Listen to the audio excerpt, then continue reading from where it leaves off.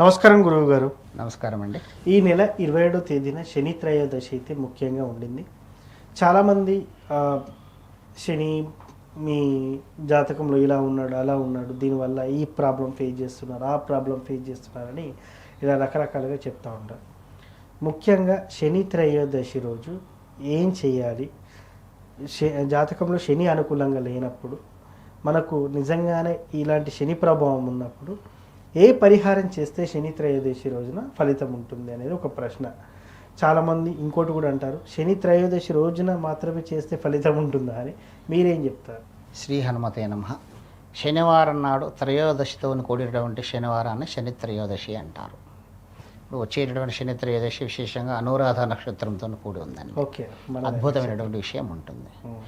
ఎక్కువగా హనుమత్ దేవాలయాలలో ఈ నవగ్రహాలు ఉంటాయి. నవగ్రహాలలో శని త్రయోదశి నాడు శనికి తైలాభిషేకం చేయించాలండి.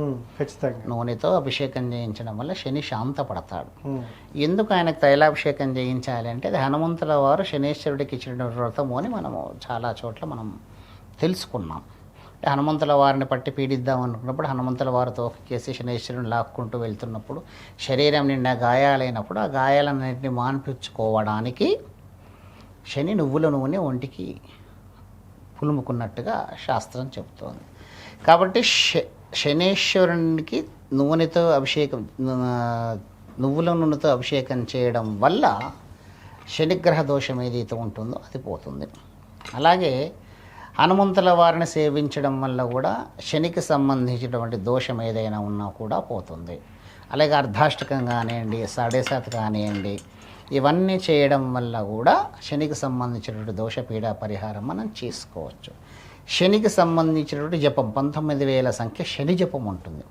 ఆ శని జపం చేయించి నల్ల రంగు నువ్వులు, నీలిరంగు లేదా నలుపు రంగు వస్త్రాన్ని దేవాలయంలో బెల్లంతో కలిపి గనక మనం దానం చేస్తే కూడా శనికి సంబంధించినటువంటి దోషపీడ పరిహారం జరుగుతుంది. అలాగే శనివారం నాడు అన్నం వండిన తర్వాత మొట్టమొదటి ముద్ద తీసి దాంట్లో నువ్వులు కలిపి ఒక చిన్న పిడిచలాగా చేసి కాకికి గనక పెట్టినట్టయితే శనికి సంబంధించిన దోషం ఏదైనా ఉన్నా కూడా పోతుంది. నువ్వులు బెల్లము కలిపి శనికి నైవేద్యం పెట్టడం వల్ల కూడా శనికి సంబంధించిన దోషం పోతుంది. ఆంజనేయ స్వామి వారికి కానీ వెంకటేశ్వర స్వామి వారికి కానీ ఏవైనా సేవలు చేసినట్టయితే శనికి సంబంధించిన దోషం పోతుంది. తిలాహోమం చేయించినా కూడా నువ్వులు బెల్లంతో కలిపి శనేశ్వర మూల మంత్రంతో తిలాహోమం చేయించినా కూడా శనికి సంబంధించినటువంటి దోషం పోతుంది. ముఖ్యంగా శనివారం నాడు వచ్చేటటువంటి శని త్రయోదశి రోజున గనక ఈ ప్రక్రియలలో ఏ ఒక్క ప్రక్రియ రకరకాల మార్గాలు ఉంటాయండి. ఈ ఏ మార్గాన్ని మనం చేసినా కూడా శనికి సంబంధించిన దోషపీడ పరిహారాన్ని మనం చేసుకోవచ్చు.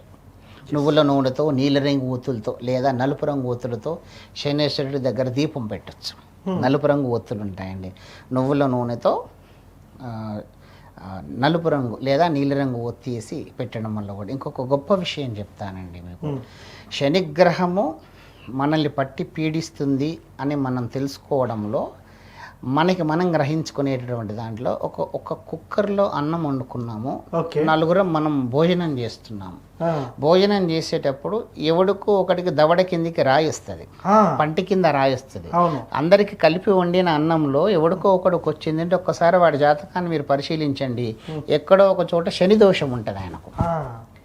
అప్పుడు వాడు శని దోష పీడ పరిహారం చేసుకోవాలి. మరి అందరికి కలిపి వండిన అన్నంలో ఈయనకి ఎందుకు వస్తుందంటే శనిగ్రహ పీడ ప్రభావం ఏదైనా ఉంటేనే జరుగుతుంది. అట్లా అది గ్రహించుకున్నప్పుడు మనం తర్వాత కన్న తల్లి కాళ్ళు కడిగి ఒక మట్టి పాత్ర తీసుకుని ఒక స్తంభాళం ఏదైనా తీసుకుని దాంట్లో పుట్టమన్ను పోసేసి కన్న తల్లి పాదాలు కడిగిన తర్వాత ఆ మీద నీళ్ళు ఉంచేసి తెల్లవారేదాకా మీరు ఉంచితే చిన్నగా ఉన్నప్పుడు మనం చదువుకున్నాం, దాని మీద మెత్తటి మట్టి వచ్చేస్తుంది, మెత్తగా పేరుకుపోతుంది వెన్న పూసలాగా.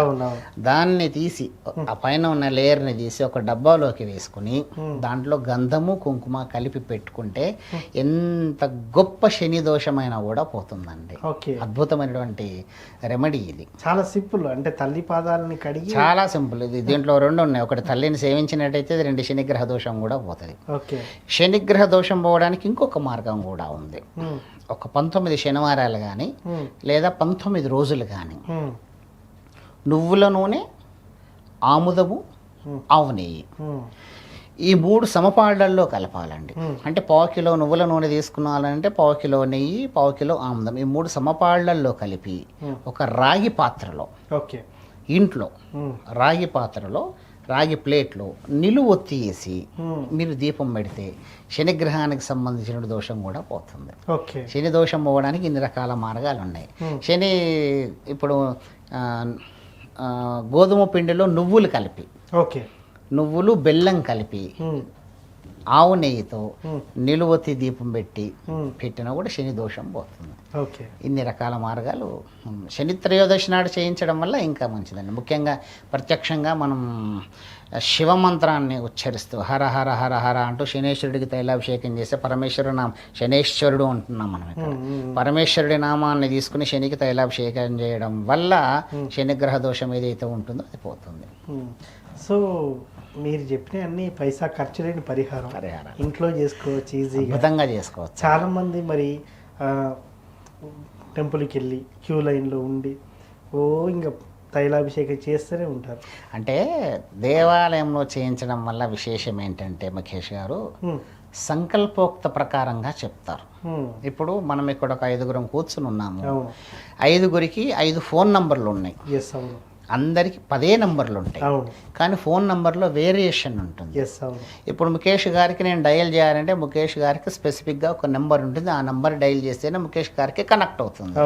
ఒక్క రాంగ్ నెంబర్లో కుట్టినా కూడా ఎక్కడికో లైన్ వెళ్ళిపోతుంది. ఇప్పుడు నేను శనేశ్వరుడి దగ్గరికి వెళ్ళాను, అర్చకుడు లేడు, నేను నువ్వులు నూనె వేసేసాను, వచ్చేసాను. ఏం జరిగింది అక్కడ?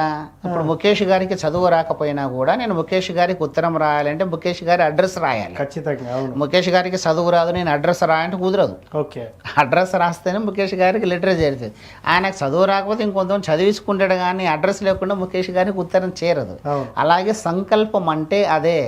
తిథి వార నక్షత్ర యోగ కరణాలు చెప్పిన తర్వాత పలానా గోత్రంలో పుట్టినటువంటి ఆయన, పలానా పేరు కలిగినటువంటి ఆయన, శనిశ్చర గ్రహ దేవతా దోష పీడ పరిహార సిద్ధ్యర్థం శని తైలాభిషేకం నుంచి కరిష్య అని చెప్పేసి శనికి తైలాభిషేకం చేయిస్తున్నాడు అక్కడ.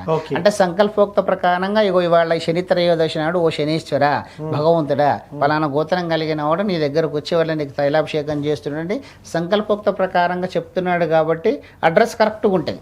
భగవంతుడికి ఈ కుటుంబం వాళ్ళు నా దగ్గరకు వచ్చారనేటువంటి ఇన్ఫర్మేషన్ ఇవ్వడమే సంకల్పం. సంకల్పోక్త ప్రకారంగా చేస్తే మంచిది కాబట్టి దేవాలయానికి వెళ్ళి చేస్తున్నాం. సో ముఖ్యంగా అక్కడ ఖచ్చితంగా బ్రాహ్మణుడు ఉంటే ఆయనతో సంకల్పోక్త ప్రకారంగా చేయించుకోవాలంటారు. సో ఏదైనా ఉత్తమం అంటారు. మీరు చెప్పిన వాటిలో ఏది చేసుకున్నా కూడా ఉత్తమమేనండి. అయితే ఒకటి, ఇప్పుడు శ్రీరామ రామ రామ రామ అంటే పుణ్యం కలుగుతుందండి. ఎప్పుడు పుణ్యం కలుగుతుంది అని అంటే మనము ఓపిక ఉన్నప్పుడు, వయస్సు ఉన్నప్పుడు రామనామాన్ని జపించకుండా యజ్ఞయాగాది క్రతులు నిర్వహించేటువంటి శక్తి మన శరీరానికి ఉంది. నేను ఒక 4 గంటలు హోమం చేస్తున్నాను ముఖేష్ గారు, మీరు 4 గంటలు హోమం దగ్గర కూర్చొని ఆ పొగను వేడిని భరించగలిగేటువంటి శక్తి ఉంది, వయస్సు ఉంది, చేయించేటటువంటి ఆర్థిక స్తోమత ఉంది, అన్ని రకాలుగా కూడా మీరు ఫిట్గా ఉండి నేను రామనామాన్ని జపిస్తానంటే మీకు పుణ్యం రాదండి. మీరు ఒక టీం లీడర్ అవ్వాలంటే ముందు టీంలో ఒకటిగా ఉండాలి. 10 మంది టీం ఉన్నారంటే 10 మందిలో మీరు ఒకడు, ఆ తర్వాత ఆ 10 మందిలోంచి ఒక్కడిని బయటికి తీసి ఒక లీడర్ని చేసిన మళ్ళీ మీ పైన ఇంకోటి ఉంటాడు. ఆ పైన దాకా వెళ్ళాలంటే మీ మీదే ఉన్న 10 మందిలో ఒక గ్రూప్లో మీరు పేరు సంపాదించుకుని పైకి వెళ్ళాలంటే మీరు భగవంతుడికి ఎన్నో సేవలు చేసి చేసి చేసి చేసి చేసి ఒకానొక వయసు వచ్చిన తర్వాత మీరు శరీర జవసత్వాలన్నీ ఒడిగిపోయినప్పుడు రామనామాన్ని లేదా కృష్ణనామాన్ని లేదా నారసింహనామాన్ని అప్పుడు జపించండి. అవ నాకు టైం లేదు నేను రామనామం జపిస్తాను అని అంటే కుదరదు. చేసేటువంటి శక్తి ఉన్నప్పుడు అన్ని కార్యక్రమాలు నిర్వహించినటువంటి కార్యక్రమాలన్నీ కూడా భగవంతుడికి తెలుసు. భగవంతుడు చూస్తూనే ఉంటాడు. మనం చేసేటువంటి ప్రతి పనిని మన ప్రకృతిలో మనం చేసేటువంటి ప్రతి పాపాన్ని, ప్రతి పుణ్యాన్ని అంతరాత్మ, సూర్యుడు, చంద్రుడు, యమధర్మరాజు వీళ్ళు ఎప్పటికీ చూస్తూనే ఉంటారండి. మనకు తెలియకపోతుండొచ్చు, వీళ్ళందరూ మన మీద నిఘా పెట్టే ఉంటారు. ధర్మశాస్త్రమే చెప్తుంది వీళ్ళందరూ మనుషుల మీద పనిచేసే ఇంటెలిజెన్స్ అంటారు. ఇప్పుడు మన అంతరాత్మ, సరే ఇవన్నీ పక్కన పెట్టండి, సూర్యుడు చంద్రుడు మనం చూస్తున్నాము, అన్నిటికన్నా ముందర మన అంతరాత్మ గురించి ఆలోచిద్దామండి. మన అంతరాత్మ మనల్ని ఎట్లా హెచ్చరిస్తుందో మీకు ఉదాహరణకి చెప్తాను నేను. మీరు లైసెన్స్ లేకుండా రోడ్డు మీద వెళ్తున్నారు అనుకోండి, ఎక్కడెవడో చంటి పొరుడు విజిలేసిండు. అవును. అది ట్రాఫిక్ కోడ్ అని మీకు ఆటోమేటిక్గా మీ శరీరంలో ఒక రకమైన ప్రకంపనలు వచ్చేస్తాయి. ఖచ్చితంగా ఎందుకు వస్తాయి అంటే నువ్వు తప్పు చేస్తున్నావు, నీ అంతరావతి నీ దగ్గర లైసెన్స్ లేదు, ట్రాఫిక్ కోడ్ పోలీసు విజిలేషన్డు, నేను పట్టుకోవడం నీ మీద ఫైన్ వేస్తాడు. కట్టేది 1000 రూపాయలే, కానీ ఆ 1000 రూపాయలకు ఒక రకమైన వైబ్రేషన్ ఏదైతే ఉందంటే మన అంతరాత్మ మనల్ని హెచ్చరిస్తుంది, నువ్వు తప్పు చేస్తున్నావు. దీనికన్నా ఇంకా మీకు చక్కటి ఉదాహరణ అక్కర్లేదండి. మీకు అర్థమైపోయింది, నేను నా దగ్గర లైసెన్స్ అది పట్టుకుంటాడు, నిజాం దగ్గరికి వెళ్ళి చూస్తుంది. అదే మీ దగ్గర అన్ని కాగితాలు ఉన్నాయనుకోండి, మీరు చక్కగా పక్కకి పోయి నిలబడతారు, చూసుకుని నిలబడతారు. ఎందుకంటే yes I mean correct position, నా దగ్గర అన్ని డాక్యుమెంట్స్ ఉన్నాయి, నువ్వు ఏం అడిగినా నేను చూపెడతా అంటే అంత ధైర్యం ఎప్పుడు వస్తుంది అంటే మనం కరెక్ట్గా ఉన్నప్పుడు. అంటే మన అంతరాత్మ ఒకటి మనని పరిశీలిస్తుంది. ఇది ప్రాక్టికల్గా మనం అనుభవిస్తున్నదే. సో నిజంగా సార్, శని త్రయోదశి రోజు అయితే చాలా సింపుల్ రెమెడీస్ చెప్పారు. అసలు నాకైతే చాలా బాగా అనిపించింది. ఎందుకంటే పైసా ఖర్చు లేని పరిహారం, అదేవిధంగా గుడికి వెళ్ళి చేసుకోవడం వల్ల కూడా ఎంతటి విశేషం, ఫలితం వస్తుంది, ఎలాంటి ఫలితం ఉందని చాలా చక్కగా చెప్పున్నారు. ధన్యవాదాలు. నమస్కారం అండి.